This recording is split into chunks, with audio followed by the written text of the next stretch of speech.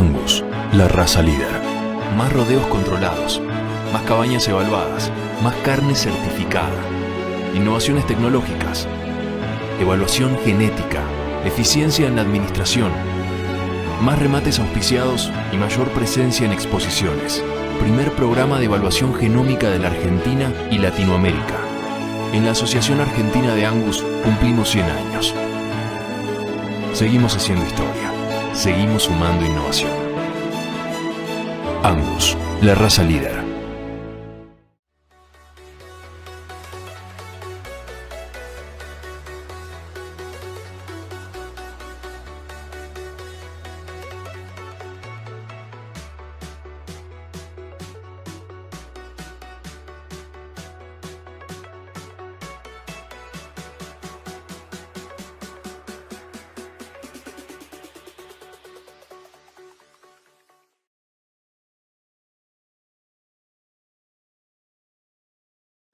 Martínez, investigador, extensionista en Economía del INTA, de la Estación Experimental INTA Manfredi, Córdoba, es profesor universitario en la Universidad Católica de Córdoba, es licenciado en Administración Rural, tiene su maestría en Integración Regional, temazo que seguramente vamos a escuchar en esto de agregar valor y lograr regionalización de las cosas.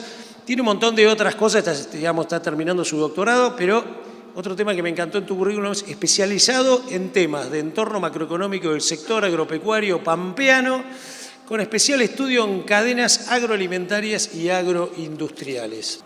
Bueno, gracias por la invitación a la Cámara, encantado de estar compartiendo este espacio.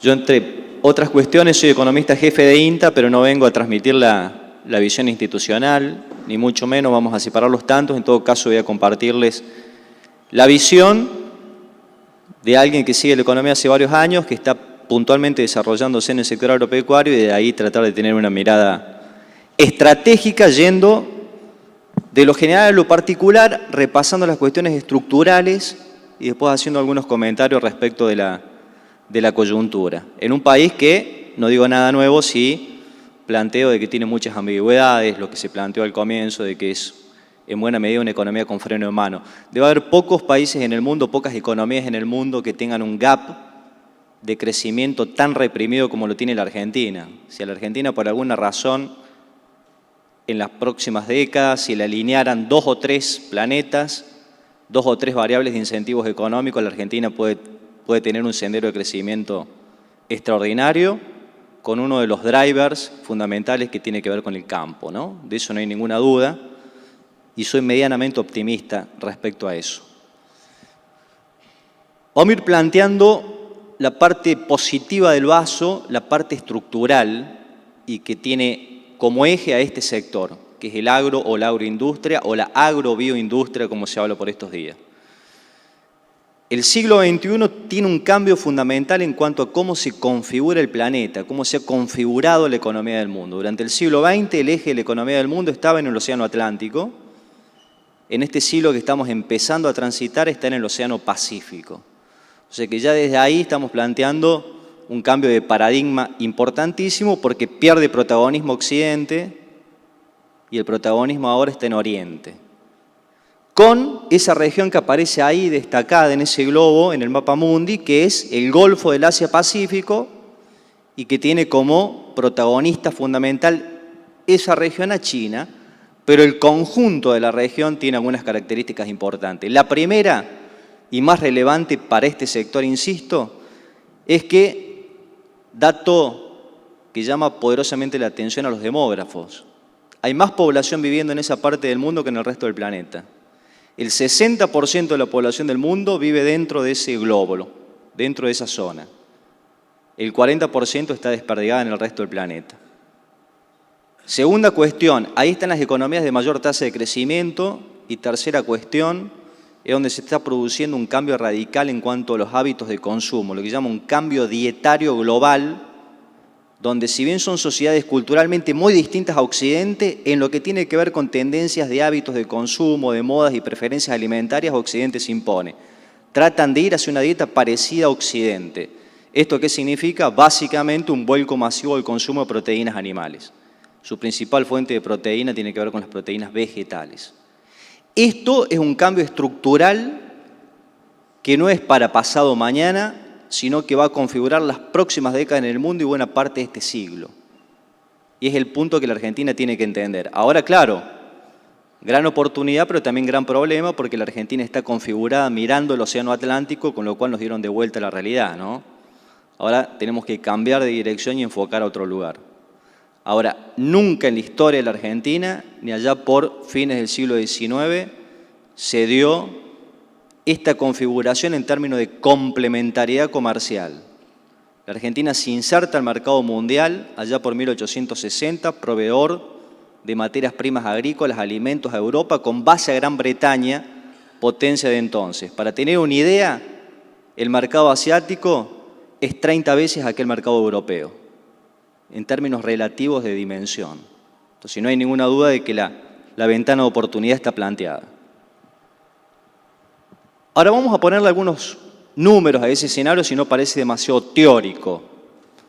Y vamos a ver de que de teoría tiene poco y nada, es bien práctico. Ese mundo proyectado a pasado mañana, que sería el año 2050, en términos históricos 2050 es corto plazo, estamos hablando de una población de casi 10.000 millones de habitantes. Más significativo que ese valor, que ese número, hoy somos poco más de 7.400 millones de habitantes. 1.400 millones de habitantes cada uno tiene China y la India, de población censada, porque lo que está desperdigado en zonas rurales ni siquiera lo cuentan. En ese desequilibrio demográfico está el mundo. Ahora, esa población va a escalar a 10.000 millones de habitantes, pero, y acá aparece el dato significativo, la mitad de esa población, estamos hablando de 5.000 millones de habitantes, van a ser considerados hogares consumidores de ingresos medios, clases medias. Y ustedes dirán, ¿y qué es lo significativo de esto? Que son precisamente esos consumidores los que traccionan el crecimiento de la demanda mundial de alimentos. El auge del consumo de proteínas animales va a estar motorizado precisamente por este sector residencial urbano, donde sus padres fueron campesinos, fue población rural, y esta generación ya no vive en el campo, vive en pequeñas y medianas y hasta grandes ciudades de la región de Asia, se emplean en la industria y lo que antes sus padres producían para consumir, ellos consumen cada vez más nuevos alimentos y los compran en el súper.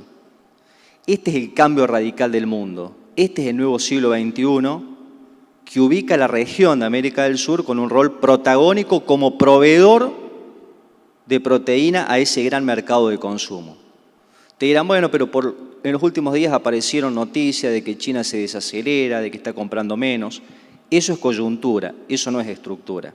Y si bien es cierto que China se está desacelerando, está de a poquito debilitándose el bonus demográfico, se acelera la India, se acelera el norte de África, que es lo que va a empezar a motorizar mucho la actividad económica a nivel global en los próximos años. En espejo a esa realidad, vos tenés de que todas esas regiones van a depender de la importación para conseguir sus fuentes de alimentos. Es lo que en economía se llama la seguridad alimentaria. Les preocupa y mucho, pero no tienen otra que depender de la importación para el consumo diario de alimentos. En el otro extremo, nosotros, solo el 5% de esa población proyectada va a vivir en países o regiones que son excedentarias en la capacidad de producción de alimentos. Ahí está Sudamérica, y ahí no digo nada nuevo con esto, ahí está la Argentina, que tiene una enorme capacidad potencial para alimentar el famoso dato este, que ya es célebre, muy conocido, de hasta 400 millones de habitantes, en el cual estamos jugando, y muy poquito, y más jugando en feed más que en food, ¿no? Que es el cambio que tiene que hacer la Argentina. La pregunta que surge en esto no es menor, y es si frente a semejante demanda proyectada el mundo va a poder responder en términos de capacidad de oferta. Si la producción agrícola mundial va a poder crecer al ritmo de la demanda, y la respuesta es que por vía de mayor área no. La agricultura en el mundo va a tener una restricción de crecer en superficie. Ya este es un dato que a ustedes como Cámara le tiene que interesar, porque la tierra va a ser en las próximas décadas un recurso escaso y caro a nivel global. Ni que hablar en zonas que tengan alta aptitud o alta productividad para producir proteínas que el mundo va a estar requiriendo. Entonces, si no vas a crecer en área, ¿en qué vas a tener que crecer? En productividad, en eficiencia, en incorporación de tecnología. Y el mundo va a disponer de este driver, va a disponer de oferta tecnológica, y acá aparece la otra muy importante buena noticia, y es que estamos atravesando, generacionalmente somos privilegiados, una revolución tecnológica, la cuarta en orden de los que ha transitado la humanidad, y que tiene al sector agropecuario como uno de los sectores protagónicos de desarrollo tecnológico, lo llaman las AgTech. Es la revolución tecnológica 4.0 o el agro.0, basado en la robótica, en la inteligencia artificial, en el uso de drones, de sensores. Esto va a cambiar el mapa de la agricultura mundial en los próximos 10 años. Lo que vamos a ver en materia de biotecnología, lo que vamos a ver en materia de biología sintética, ni siquiera lo sospechamos, ni siquiera lo podríamos imaginar ahora. Y esto es parte de la realidad. Y otras tecnologías que no son novedosas, pero que el nivel de adopción, por lo menos en Sudamérica, todavía viene relegado, tiene que ver con el riego complementario. Argentina es uno de los países, de las regiones del cono sur que tiene todavía un margen muy importante de incorporar mayor superficie con riego complementario, por aspersión, por goteo. Yo trabajo en una estación experimental de INTA que es Manfredi, que es sede del Programa Nacional de Riego y que viene probando desde hace más de una década el riego por goteo en cultivos extensivos con resultados muy positivos. Bueno, todo esto forma parte también de elementos que mejoran el valor del activo campo, ¿no? Mejoras en términos de tecnología. Ahora, ustedes dirán, todo muy lindo, pero para esto hay que ganar plata. Si no aparecen los incentivos económicos, si no hay rentabilidad, vamos a seguir en el mismo pozo. Entonces, miremos un poquito una de las variables que explica la renta agrícola en el mundo y que son los precios internacionales. El escenario de precios que nos está dando el mundo está representado en esa gráfica. Estos son datos de FAO, son índices de precios reales. Lo que ustedes tienen ahí es esa línea naranja, es el precio internacional promedio ponderado de los alimentos en el mundo desde la década de 1960. Y fíjense en dónde estamos hoy. Hoy el mundo tiene máximos precios históricos reales para los alimentos en un escenario internacional complejo, inestable, que transitó en lo que va de este siglo ya varios cisnes negros. El ataque a las Torres Gemelas apenas inició el siglo, en los Estados Unidos, que cambió el mapa de la seguridad aeroportuaria y buena parte de la geopolítica. La crisis financiera internacional de Lehman Brothers, la crisis de las hipotecas, que inicia en Estados Unidos, se propaga a Europa y de allí al resto del mundo. Pocos años de aquello se produce la pandemia COVID con epicentro en China y se dispersa rápidamente como un reguero de pólvora al resto del mundo. Y la política pública termina determinando un confinamiento global de 2 años de la sociedad en el mundo entero. Y cuando empezábamos a asomar la cabeza de aquello, se produce la invasión de Rusia a Ucrania en códigos de la Segunda Guerra Mundial, que le pega de lleno a 2 sectores de actividad, que es el sector energético y el sector de los commodities agrícolas. Y los cisnes negros van a seguir. Vamos a tener probablemente muy malas noticias en el corto plazo por el lado de China. El gobierno de la República Popular China ya manifestó que al 2030 pretende resolver la integridad territorial y eso significa que va a resolver la cuestión de Taiwán. Resolvió el tema de Hong Kong, ahora intenta resolver el tema de Taiwán. Lo de Taiwán es bastante más complejo porque Taiwán representa la vieja China nacionalista que se separa de la China continental, que no quería saber nada de Mao Zedong, que no quiere saber nada del comunismo y que desde hace 40 años está en un proceso de apertura democrática y de reformas económicas. Eso va a ser el próximo cisne negro, que ya como está anticipado, ya de cisne negro tiene poco, ¿no? Pero le puede generar mucho ruido al mercado internacional.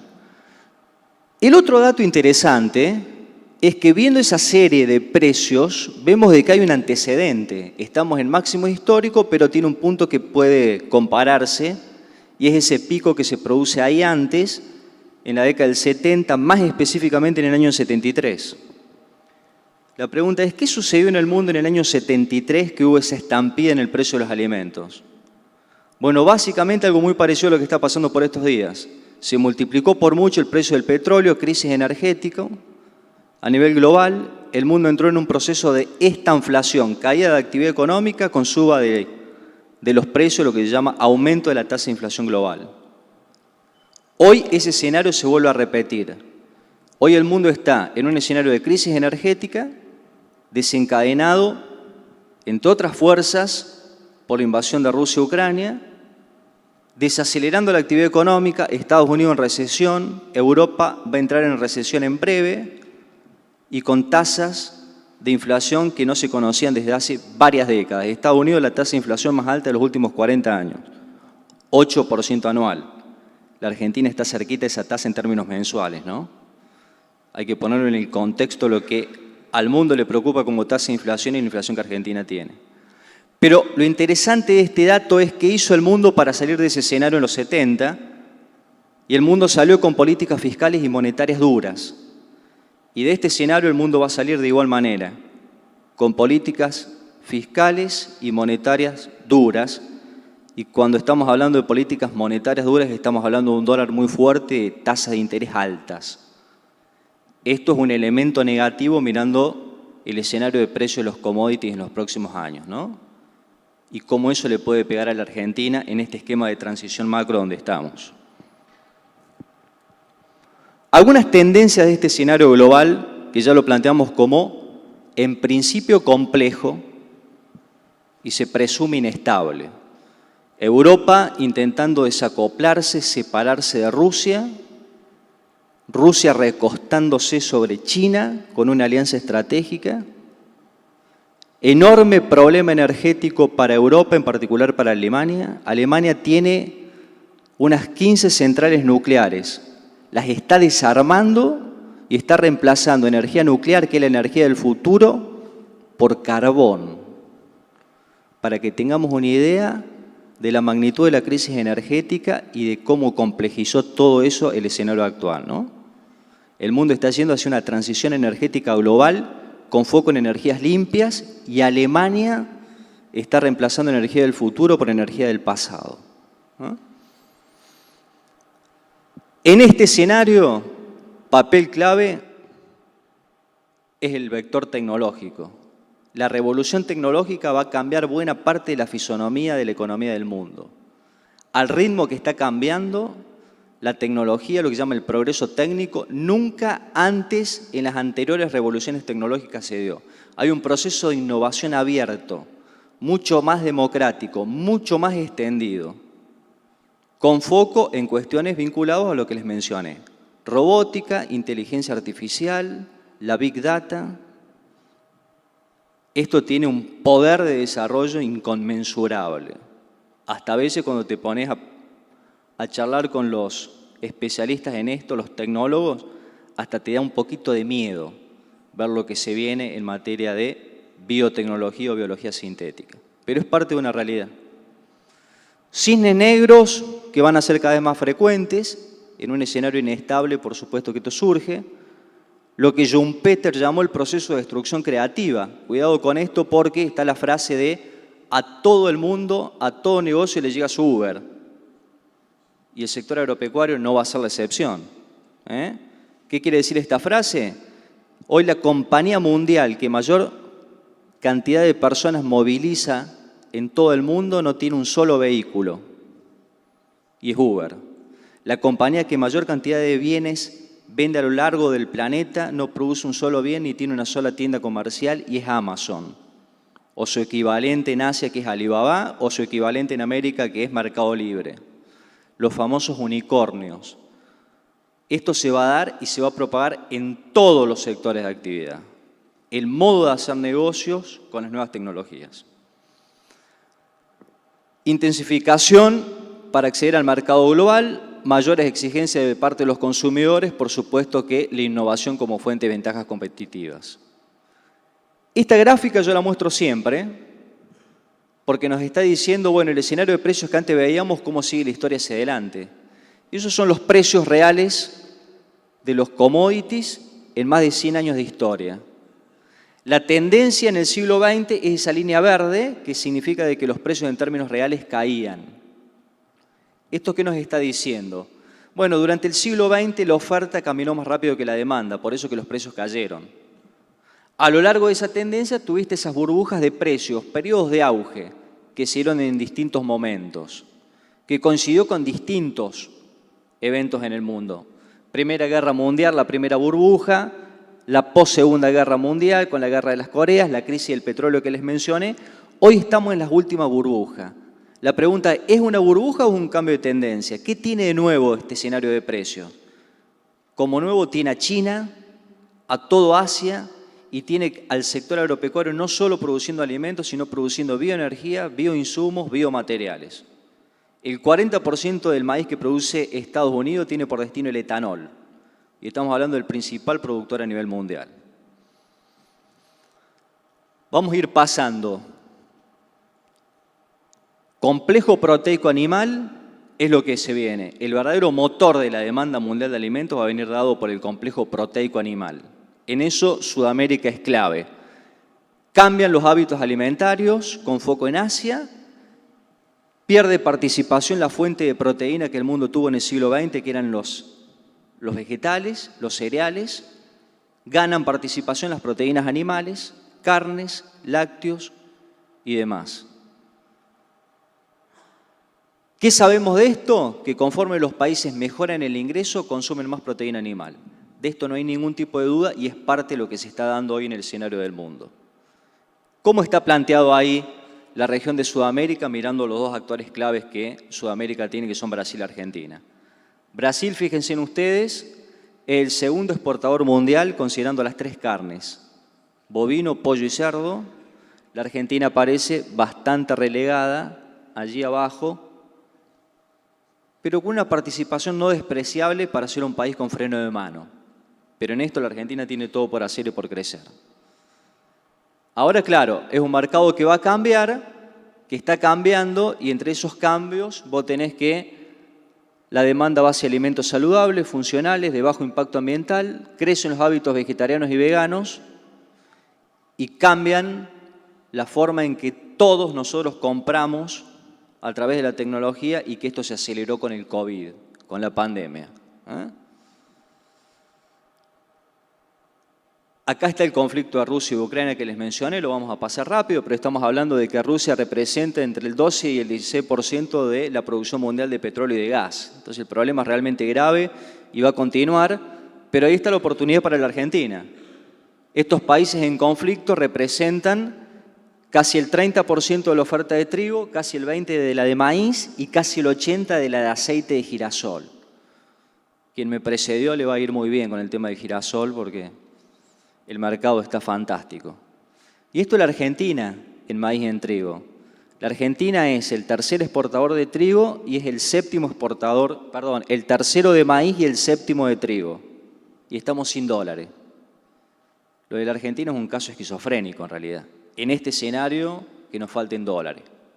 No hay ningún tipo de duda. Muy rápido.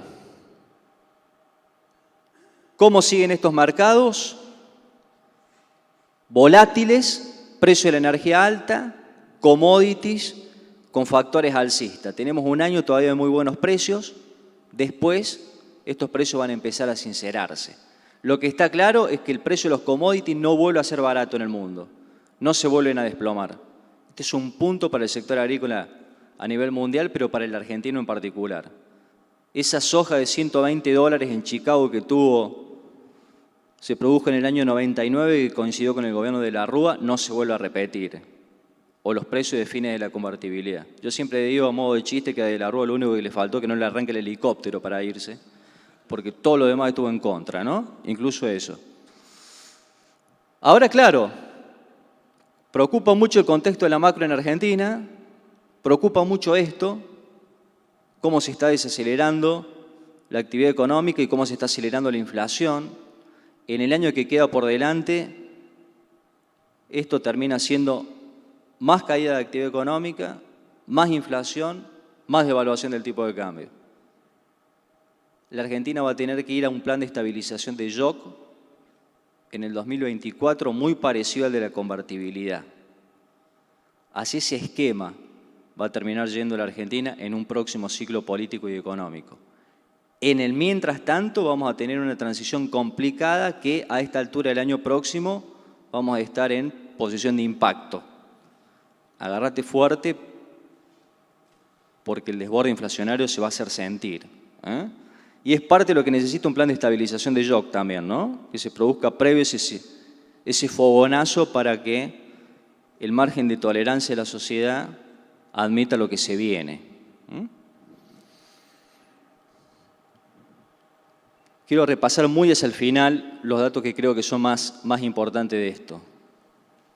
La Argentina está en un círculo vicioso, pero que es un ciclo agotado. De esto no hay ningún tipo de duda cuando levantamos un poquito la mirada y esperamos lo que se viene. La Argentina tiene desafíos por delante. Primero, el de retomar el crecimiento. Transitamos una década de estanflación, sin crecimiento con alta inflación. Hay que salir de ahí y no hay margen para seguir quedándose ahí. Lo tenés que hacer con un plan de estabilización que logre estabilizar los precios, recomponer reservas, pero además no puede ser recesivo porque tampoco hay margen social para que lo sea. Entonces tiene que ser un plan de estabilización expansivo, doblemente complejo para el gobierno que se venga, y va a tener que en el medio de eso atender un exigente cronograma de vencimiento de deuda porque lo que el fondo no le está exigiendo a este gobierno, que sabe que no va a pagar, se lo va a exigir al gobierno que venga. Y hay que por lo menos pagar la friolera de 5.000 millones de dólares por año, con dólares que tienen que ser genuinos. La pregunta que cabe acá es, ¿de dónde va a provenir ese driver, ese vector que impulse la actividad económica y que genere ingreso de divisa? Hay tres sectores con capacidad real de generación de divisa: la minería, la energía o el campo. De las tres, la única que está en condiciones operativas ya para generar este ingreso de dólares es el sector agropecuario. Son el conjunto de cadenas agroalimentarias. Vaca Muerta necesita todavía 5 años de inversiones muy fuertes para que empiece a mover la aguja. La minería no tiene mucho más recorrido de lo que ya viene siendo en este contexto. Así que no hay ninguna duda de que el aliado del plan de estabilización que se viene en Argentina pasa por las exportaciones del sector agropecuario con foco o con base en proteínas animales. Hoy, el campo con este freno de mano te está explicando de cada 10 dólares que Argentina exporta, 7 dólares. Y estamos con freno de mano. Las cadenas agroalimentarias pueden exportar en los próximos 5 años 100.000 millones de dólares, haciendo muy poquito de lo que ya venimos haciendo, muy poquito más. Así que no hay ninguna duda de que el campo va a tener un rol protagónico. Muchas gracias por la atención.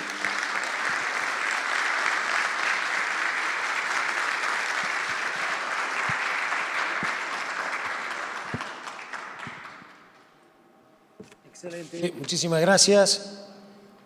Y la otra puede ser la industria del conocimiento, ¿no? Que podamos vender un poquito más de... El conocimiento es transversal a todo esto y es parte de los servicios que Argentina puede exportar, de hecho que lo está exportando. Te hago la última y pensando en este entorno, ¿no? Cuando uno mira todo esto y dice Argentina y el espacio que tenemos, ¿no? Para hacer un montón de cosas, tenemos una geografía, incluso hasta para crecer más horizontalmente con buenas prácticas y cuidando, ¿no? ¿Vos lo ves atractivo para que puedan venir inversores en forma mixta, para que gente de repente vuelva a embalarse como nosotros cuando fuimos a Uruguay y eso? Bueno, mucho interés tienen los chinos. China compró por lo menos 1/3 del continente africano en tierra. Habrán escuchado lo de las granjas porcinas, ¿no? Necesitan proteína animal, necesitan carne de cerdo y lo veían en Argentina. Pero no hay ninguna duda de que el campo en Argentina va a ser un factor de atracción para inversores institucionales, además de la región. No solo como reserva de valor, sino porque la Argentina es uno de los pocos países que tiene todavía mucho por crecer en términos de mejoras de productividad. La ganadería puede mejorar muchísimo campo en zonas periféricas, eso los inversores lo saben, con lo cual yo creo que sí, que va a estar dado ese interés. Impecable, impecable. Rolo, en la última tenemos que hablar un poco de ganadería, muy bueno. Bueno, le agradecemos mucho a Martín Alfredo Gileta. Gracias.